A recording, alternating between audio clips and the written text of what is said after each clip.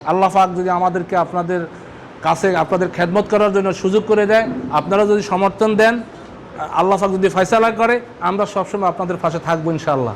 সামান্য একটু উপহার আপনাদেরকে দেওয়ার জন্য, আপনাদের সাথে ঈদের আনন্দ ভাগাভাগি নেওয়ার জন্য এখানে উপস্থিত হয়েছি। আমরা আপনাদেরকে অত বেশি কিছু দিতে পারছি না, তারপরও চেষ্টা করতেছি যে আপনাদের পাশে যেহেতু দাঁড়াইতে পারি, এই জন্য উপস্থিত হয়েছি।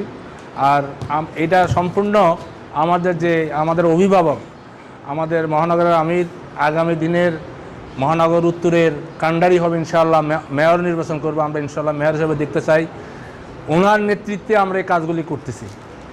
উনি আমাদেরকে যেই দিক নির্দেশনা দিচ্ছে, ওনার দিক নির্দেশনা অনুযায়ী আমরা প্রত্যেকটা ওয়ার্ডে, প্রত্যেকটা এই যে গরিব কত দরিদ্র, আসলে এই কাজটা সরকারের পক্ষ থেকে করা দরকার ছিল, কিন্তু সরকার করতেছে না।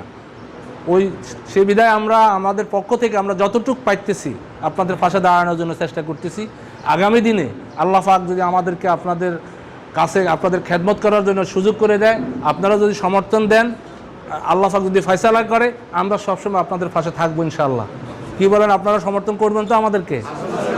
যদি আমাদেরকে সমর্থন করেন, ইনশাআল্লাহ এই ন্যায় এবং ইনসাফ ভিত্তিক সমাজ গঠন হবে, এবং ইনসাফ ভিত্তিক এই দেশে আর গরিব থাকবেন ইনশাআল্লাহ, গরিব থাকবেন ইনশাআল্লাহ। আমরা এই আমাদের বাংলাদেশ জামাত ইসলামের যে কাজগুলি করে, এই কাজের একটা অংশ বিশেষ, যে এই যে রমজানে যে জাকাত কালেকশন হয়, যদি ইসলামী সরকার গঠন হইতো, ইসলামী সরকার যদি আসতো, ইসলামী দল যদি নেতৃত্ব দিতে পারতো, তাহলে এই জাকাতের পয়সা যে 1 নম্বর ওয়ার্ডে যে জাকাত কালেকশন হয়, জাকাত যদি সুষ্ঠুভাবে আদায় হইতো 1 নম্বর ওয়ার্ডে, তাহলে আপনাদের মতো গরিব আমাদের এখানে আর দাঁড়ায় থাকতে হইতো না, আপনাদের বাসা বাসা যাই আপনাদের খোঁজখবর নিয়ে দেওয়া হইতো।